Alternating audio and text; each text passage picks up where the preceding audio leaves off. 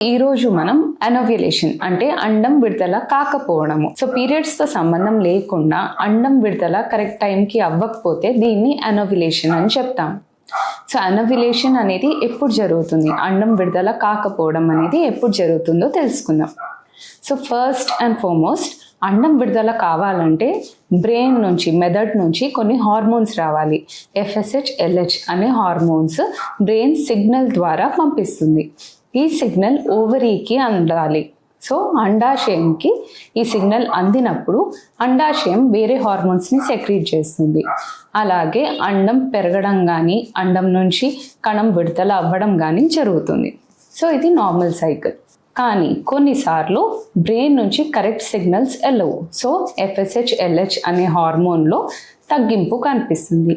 దీనివల్ల అండాశయాల నుంచి కూడా హార్మోన్ సెక్రీషన్ అనేది జరగదు. ఇది ఎప్పుడు జరుగుతుందంటే BMI, సో వెయిట్ అనేది తక్కువ ఉండడము, లేదా వెయిట్ అనేది చాలా ఎక్కువ ఉండడము, లేదా బ్రెయిన్కి సంబంధించిన కొన్ని సిండ్రోమ్స్ లైక్ కల్మన్ సిండ్రోమ్ అని చెప్తాము, అలా కొన్ని సిండ్రోమ్స్ ఉంటే, లేదా అథ్లెట్స్ అంటే బాగా రన్నింగ్, మ్యారథాన్ రన్నర్స్ ఇట్లాంటి వాళ్ళలో ఈ ప్రాబ్లం అనేది కనిపిస్తుంది. సో వాళ్ళలో ఈ హార్మోన్స్ కరెక్ట్ సెక్రీట్ అవ్వకపోవడం వల్ల అండం మీద దాని ఎఫెక్ట్ పడుతుంది. అండాశయం నుంచి హార్మోన్స్ సెక్రీట్ అవ్వకపోవడం వల్ల అండం అనేది విడుదల కాకపోవడం, పెరగకపోవడం ఇట్లాంటివి జరుగుతుంది. సో రెండో రీజన్, ఇది చాలా కామన్ రీజన్, 70% వాళ్ళు ఇదే ఉంటుంది. దట్ ఈస్ నీటి బుడగలు, PCO అనే కండిషన్ ఉంటుంది. ఇందులో ఏంటిదంటే బ్రెయిన్ నుంచి సిగ్నల్స్ అయితే అండాశయాలకి కరెక్ట్గా అందుతుంది, కానీ అండాశయం అనేది దాన్ని కరెక్ట్ తీసుకోకపోవడం, సిగ్నల్స్ అందినా కావాల్సిన హార్మోన్ సెక్రీట్ చేయకపోవడం, అండం అనేది ఫామ్ అవ్వకపోవడం, పెరగకపోవడం ఇవి జరుగుతుంటుంది. సో PCO వాళ్ళలో సెకండ్ ఉంటుంది, అంటే బ్రెయిన్ నుంచి సిగ్నల్స్ కరెక్ట్ అందుతుంది కానీ అండాశయాలు కరెక్ట్గా పనిచేయడం లేదు. కొంతమందిలో ఏంటిదంటే అండాశయం అనేది పైనుంచి హార్మోన్స్ కరెక్ట్గా వచ్చినా అండాశయం పనిచేయడం అనేది ఆగిపోతుంది. సో ఎక్కువ ఇది ప్రిమెచ్యూర్ ఓవేరియన్ ఫెయిలియర్, అంటే కొందరికి 40 లోపే అండాశయాలు పని చేయడం అనేది ఆగిపోతుంది. సో అండాశయం సెక్రీట్ చేయాల్సిన హార్మోన్ ఈస్ట్రోజన్ కానీ, ప్రొజెస్ట్రాన్ కానీ కరెక్ట్గా సెక్రీట్ చేయదు. ఓవరీ పదే పదే సిగ్నల్ ఇవ్వడం వల్ల, అంటే FSH, LH బ్రెయిన్ నుంచి వచ్చే హార్మోన్స్ అనేది పెరుగుతూ ఉంటుంది, సిగ్నల్ అనేది బ్రెయిన్ ఎక్కువ చేసుకుంటూ ఉంటుంది, బట్ స్టిల్ అండాశయం నేను పని చేయను అన్నట్టు కూర్చుంటుంది. So this is premature ovarian failure. Ovary అనేది ఫెయిల్ అవ్వడం వల్ల ఈ ప్రాబ్లం అనేది వస్తుంది. అలాగే శరీరంలో ప్రొలాక్టిన్ అనే హార్మోన్ ఎక్కువ ఉండడము, లేదా thyroid related hormones, so hyper thyroidism కానీ, హైపోథైరాయిడిజం కానీ ఈ ప్రాబ్లమ్స్ ఉన్నప్పుడు కూడా అండాశయాలు కరెక్ట్ పనిచేయకపోవడము, అలాగే అనోవ్యులేటరీ సైకిల్స్, అండం విడుదల కాకపోవడం అనేది జరుగుతుంది. సో ఇవన్నీ ఎట్లా ట్రీట్మెంట్ చేసుకోవచ్చు అంటే, ఇఫ్ ప్రొలాక్టిన్ ఇస్ హై, థైరాయిడ్లో ఏమైనా డిజార్డర్స్ ఉంటే దానికి సంబంధించి టాబ్లెట్స్ తీసుకుంటే సరిపోతుంది. అలాగే BMI కరెక్షన్ ఇవన్నీ చేసుకుంటే సరిపోతుంది. నీటి బుడగలకి దానికి సంబంధించిన ట్రీట్మెంట్, లేదా డైట్ ఫాలో అవ్వడము, ఎక్సర్సైజ్ రెగ్యులర్గా చేయడము, యోగా రెగ్యులర్గా చేయడము ఇవన్నీ పాటిస్తూ ఉంటే కరెక్షన్ అయిపోతుంది. మిగతా వాటికి కన్సల్ట్ డాక్టర్, ఫర్దర్ ఏమేమి ట్రీట్మెంట్ ఇన్వెస్టిగేషన్ అవసరమో అని చెక్ చేసి రీజన్ ఏంటో కనుక్కొని దానికి తగ్గట్టు ట్రీట్మెంట్ తీసుకుంటే సరిపోతుంది. సో యూట్రైన్ కాంట్రాక్షన్స్ అంటే ఏంటిది?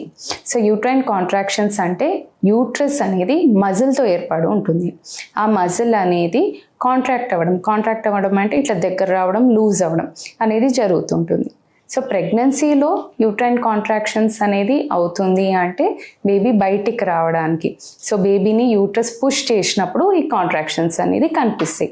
మరి న్యాచురల్గా కూడా ప్రతిసారి అట్లా వస్తుందా అంటే yes, mild contraction, uterine waves అని చెప్తాము, అది యూట్రస్లో జరుగుతూ ఉంటుంది. సో దాన్ని ఎట్లా చెప్పొచ్చు అంటే సముద్రంలో అలల్లాగా, లేకపోతే పేగుల్లో ఫుడ్ ఫామ్ అవుతూ ఉంటుంది కదా, ఆ ఫుడ్ అనేది జారుకుంటూ ఉండడానికి ఈవెన్ పేగుల్లో మైల్డ్ కాంట్రాక్షన్స్ ఇట్లా అవుతూ ఉంటుంది. సిమిలర్లీ యూట్రస్లో కూడా ఫస్ట్ 15 days ఒకవేళ సైకిల్లో ఎగ్ రిలీజ్ అయ్యే వరకు ఈ కాంట్రాక్షన్స్ చిన్న అలల్లాగా వస్తూ ఉంటుంది. ఆ అలలు అనేది ఒక డైరెక్షన్లో జరుగుతుంది. సో సర్విక్స్ నుంచి, అంటే గర్భసంచి మూతి నుంచి పైకి ట్యూబ్ వరకు వెళ్తూ ఉంటాయి అలలు. సో దీనివల్ల యూజ్ ఏంటిది అంటే స్పర్మ్ రిలీజ్ అయినప్పుడు కలిసినప్పుడు ఎప్పుడు స్పర్మ్ రిలీజ్ అవుతుందో ఆ స్పర్మ్ ఈదుకుంటూ వెళ్ళడానికి బాడీ కూడా యూట్రస్ కూడా సహకరిస్తుంది. సో ఈ కాంట్రాక్షన్స్ వల్ల మైల్డ్ వేవ్స్ వల్ల మెల్లిగా స్పర్మ్ ఈదుకుంటూ ట్యూబ్ వరకు వెళ్ళిపోవచ్చు. ఒకవేళ 15 days తర్వాత ఎగ్ రిలీజ్ అయిన తర్వాత యూట్రస్ ఏం చేస్తుంది, సైలెంట్ అయిపోతుంది. ఈ అలలు అనేది మెల్లిగా ఆగిపోతుంది. ఎందుకు అంటే యూట్రస్కి తెలుసు ఒకవేళ ఫర్టిలైజ్ అయ్యి ఉంటే బేబీ అనేది జారి గర్భసంచికి వచ్చి అతుక్కోవాలని. సో అతుక్కోవాలి అంటే యూట్రస్ సైలెంట్ ఉంటే అతుక్కునే అవకాశాలు ఎక్కువ. ఆ టైంలో అలలు ఎక్కువ వచ్చినాయి అనుకోండి, అతుక్కోవడం కష్టం. సో వీటిని యూట్రైన్ కాంట్రాక్షన్స్ అని చెప్తాము. సో ఐవీఎఫ్లో కానీ న్యాచురల్గా కానీ ఈ వేవ్స్ అనేది ఎక్కువ ఉంటే అతుక్కోవడంలో ఇబ్బందులు లేదా ప్రెగ్నెన్సీ నిలబడకపోవడం ఈ ప్రాబ్లమ్స్ అనేది జరుగుతుంది.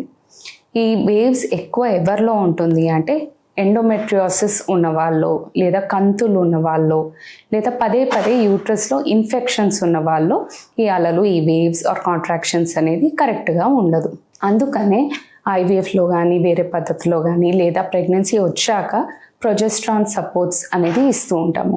సో ప్రొజెస్ట్రాన్ ఏం చేస్తుందంటే ఈ హెల్ప్ అనేది ప్రొవైడ్ చేస్తుంది. సో యూట్రైన్ కాంట్రాక్షన్స్ని ప్రొజెస్ట్రాన్ హెల్ప్ ద్వారా తగ్గిస్తుంది. సో దానివల్ల అలలు ఎక్కువ రాకుండా కిందికి వెళ్ళిపోకుండా ఉంటుంది ఎంబ్రియో. అలాగే ఇది ఎట్లా తెలుస్తుంది?